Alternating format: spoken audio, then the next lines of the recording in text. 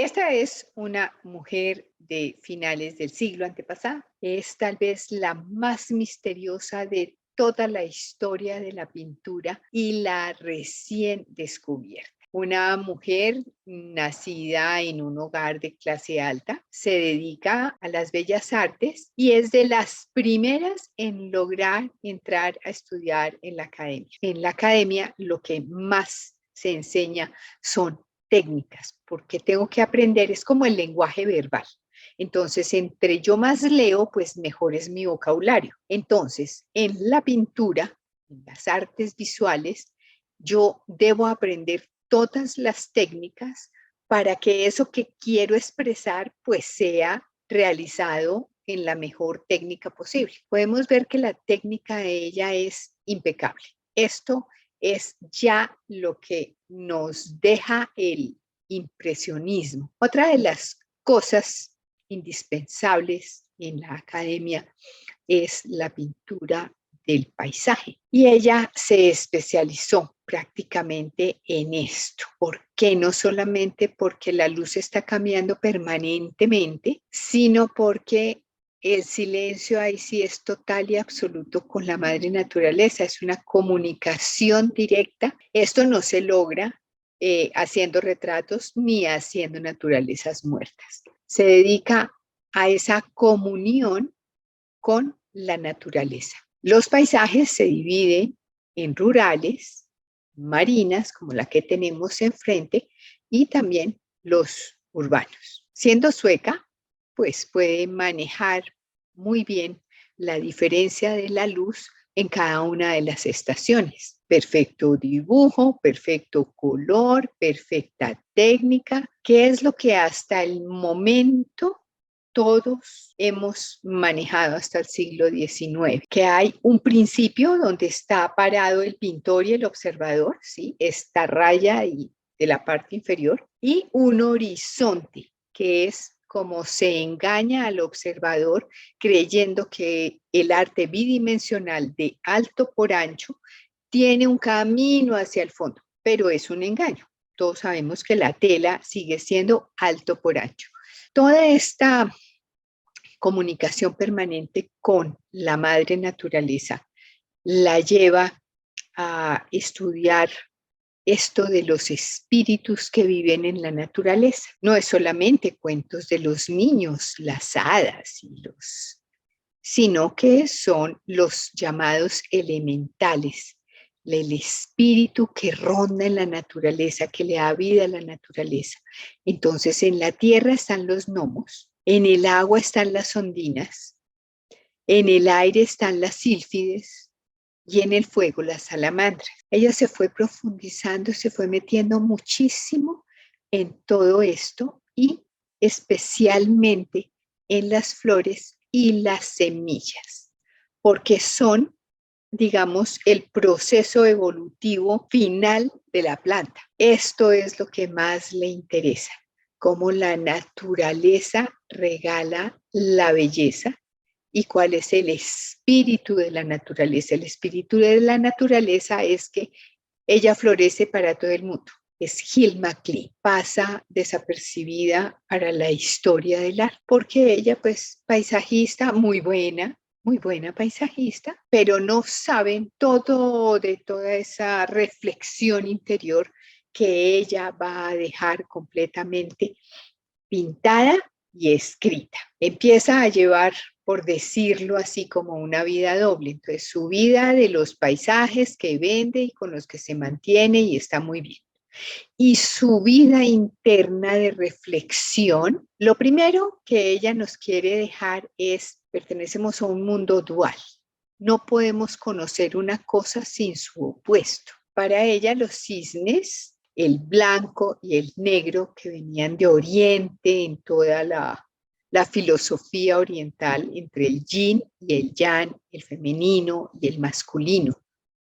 Cómo nos necesitamos las dos fuerzas para hacer una unidad. Y todo esto ella lo empieza a pintar y a guardar. Ella sí usa las medias, tanto la media vertical como la media horizontal, y buscar el equilibrio en los colores. pero nadie sabía esto, nadie. Ella solamente hacía sus paisajes y pues tampoco era que fuera extremadamente sobresaliente, como vimos, muy buena, pero no alcanzó a ser renombrada. El sentido de la vida y la espiral lo tenía perfectamente claro, y el encuentro de los cisnes, aquello de las 4 estaciones, de los 4 puntos cardinales, está en el 4. Eso no se había visto. No podemos decir necesariamente que sea abstracta, porque la abstracción es que yo coja la realidad y la abstraiga, pero esta realidad que vemos nosotros, la tangible, la cuantificable, entonces que yo me ponga a ver, por decir algo, una flor y llegue a abstraer como su esencia. Eso es abstracción. Pero lo que estamos viendo no es figurativo, pero tampoco es abstracto.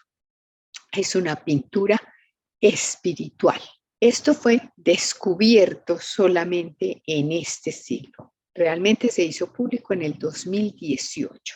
Está muy fresco, porque ella al morir pidió en el testamento que su obra no fuera a ser pública hasta 20 años después de su muerte. Entonces, ella se dedica luego a tratar de descifrar qué es lo que los espíritus le enseñan. Veníamos de recién inventada la fotografía, se habían encontrado los rayos X, entonces sí es la existencia de un mundo que no alcanzamos a ver con nuestros ojos físicos, pero que sí podemos sentir. Y ella le da la forma y el color. Vemos que es un color que tampoco estaba catalogado dentro de los colores. Estos colores pastel no se usaban. Las formas, pues las podemos reconocer como el caracol, como estos si fueran pétalos de flores, pero todos estos son símbolos de la vida, de cómo funciona la vida, lo mismo que la de la plantita y la flor, esa evolución. Para ella esa es la palabra clave, la evolución de la que venimos y hasta dónde vamos. Entonces, todo este camino, eso es lo que ella nos dibuja y nos pinta. No se puede decir ni que son dibujos ni que son pinturas. Ese es el otro problema con la obra de Gilma. No podemos decir que esto es una pintura, pero tampoco podemos decir que es un dibujo, porque las líneas entonces tienen color, pero no tienen volumen. Entonces, se sale de todo lo que pudo haber estudiado, todo el lenguaje que está ya dado para hablar de pintura, llega uno a Gilma y se acaba. Y entonces a ella se le muere una hermana que tenía 10 años de una gripa, y esto la obsesiona por el más allá. ¿Cómo es esa vida? Porque entonces ya habían salido los rayos X y los rayos X nos dejaban ver los huesos que nosotros no podemos ver. Entonces, todo eso que está fuera del espectro de la visión se mantiene después de la muerte. ¿Qué es la vida? ¿Hasta dónde llega? Todas esas preguntas son las que la llevan al espiritismo. Entonces tiene 4 amigas, igual de obsesionadas con el tema del más allá, y tienen sesiones de oración, una oración profunda. Ella es una cristiana católica practicante, sus amigas también, se reúnen, tienen una oración, luego la meditación, y empiezan los espíritus a dictarles qué dibujar y qué escribir. Vamos a fijarnos en el por qué la presencia de la Sixtina de Rafael. La Sixtina de Rafael es la única virgen que está descendiendo a la tierra, ¿sí ven? Es la importancia de ella baja.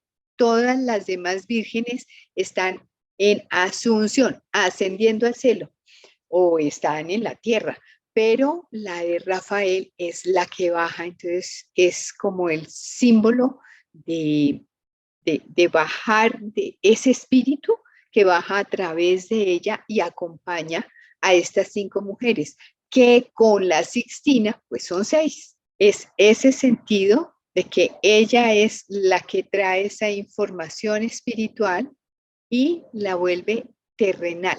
Esto para que nos demos cuenta que generalmente todos los artistas tienen esta conexión espiritual. Entonces, todo el significado del número 6, y así como hemos visto en todas las obras que tienen, geometría sagrada, que todas estas cosas espirituales, pero que no se pueden hablar muy duro, porque lo oyen a uno en el Vaticano y lo excomulgan. Entonces, pues siempre ha pasado por debajito. Y obviamente, pues para Hilma af Klint era todavía más peligroso. Imagínense ustedes, una mujer, siglo XIX, haciendo espiritismo, estudiando teosofía. Pues era complicado, la podían, ya no se usaba la hoguera, pero sí la excomunión. Y todas estas son las formas que le dictan los espíritus. A las otras mujeres también, a las otras 4, también ellas también pintan, dibujan, escriben, pero nunca como Hilma. Y es ella la que se dedica a conservarlo, a saber la importancia de lo que está haciendo. Pues imagínense nomás cómo estaría convencida que las dimensiones de su obra son enormes. Cosas interesantes, ¿no? Que tiene también pues, sus escritos en los cuadernos, cómo el alma asciende al creador. El círculo, pues, es el símbolo del infinito, porque un círculo no tiene principio ni fin. Él puede empezar aquí y dar la vuelta, siempre está dando la vuelta. Y la esfera, pues ahí sí que peor, porque es tridimensional por todas partes. Entonces, este es el mensaje pictórico de cómo el alma va de regreso a la casa del creador. Acá es el nacimiento, es de el alma, cómo se impregna de todo esto universal, del gran Padre, del gran Creador, y cómo desciende al nuevo ser humano. Y esto es el retrato, entre comillas, de lo que es Dios. Cómo conjugar lo terrenal con lo espiritual. Lo terrenal, el símbolo de lo físico, y lo terrenal, porque es anguloso, termina, ¿sí? Es el cuadrado. Y los círculos, pues, son lo celestial, lo infinito. Y los colores tienen también un significado. Había llegado toda la filosofía oriental entre el símbolo del yin y el yang. Ese lo hemos visto muchísimas veces, en que por más oscuridad que haya, hay un poco de luz, y por más luz que haya, hay un poco de oscuridad. Entonces, en toda la luz hay algo de oscuridad, en toda la oscuridad hay algo de luz. Entre las cosas que a Hilma le dictan es que la calidad del pensamiento determina el color. Entonces, de la calidad de mis pensamientos es el color con el que yo veo. La naturaleza del pensamiento determina la forma. Entonces, también lo que me genera ese pensamiento es lo que yo creo como forma. Y la precisión del pensamiento determina la claridad del contorno. Entonces, todas estas cosas que nosotros vemos que nos limitan es por un cambio de color, un cambio de luz, un cambio de textura, pero no es que haya una línea recta que definitivamente nos separe una esquina. Y todo como es arriba es abajo. Eso es lo que dice la teosofía, que así como nosotros tenemos este mundo terrenal tan pesado, pues aquí arribita hay un mundo más sutil, pero también, digamos, como el de acá. Se ve que los colores en el terrenal, pues son unos colores más pesados, y en el celestial, pues son unos colores más suaves, más luminosos. Deja por escrito entonces que, por ejemplo, el azul simboliza el miedo, el negro la malicia, el violeta la depresión, y este lila entre rosa y lila es el amor a la humanidad, que es a la que estamos finalmente llamados como las flores. en la misión que nos hayan puesto, florecer. Y las formas. Entonces, las formas dice que el caracol es la evolución, el lirio, la feminidad y la paloma, el amor. Esta es la forma de la divina proporción y de la espiral de la vida. Esto ya lo habían encontrado los griegos, esto lo estudió y lo reprodujo Leonardo, y hoy en día pues son los matemáticos con los fractales los que siguen diciendo la naturaleza tiene un orden perfecto para crecer. Aquí tenemos los cuadernos con todos sus apuntes, toda la fuerza de la vida, cómo funcionaba el átomo, cosas que realmente solamente los científicos han ido demostrando posterior a los estudios de ella. Y miren la entrega matemática tan impresionante. Y la fuerza de la vida. Miren que si uno trata de quitarse el pensamiento y solamente como ver como un niño y sentirlo en medio de esa polaridad del día y la noche, pero está esto como una hélice, siempre moviéndose y pasando como del frío al calor, del calor al frío, como siempre recordándonos que todo se va haciendo uno, porque ahí es donde está la finalidad de la evolución, en que volvamos a entender que todos somos uno. Acá nos explican cómo es que funciona lo del árbol de la vida. Ya les digo, no hay mucho que hablar porque ni siquiera hay palabras que puedan definir todo esto. Siempre en la historia de la pintura se habló de profundidad, de volumen, de composición, pues todo esto se rompe y realmente lo único que les puedo decir es disfruten de las imágenes, no traten de entender, de pasar por la mente y calificar, sino más bien tratemos de regresar a la infancia, la importancia de los opuestos, el hombre y la mujer, el yin y el yang, ascendiendo, que tenemos que seguir haciendo un esfuerzo por la evolución, por mejorar.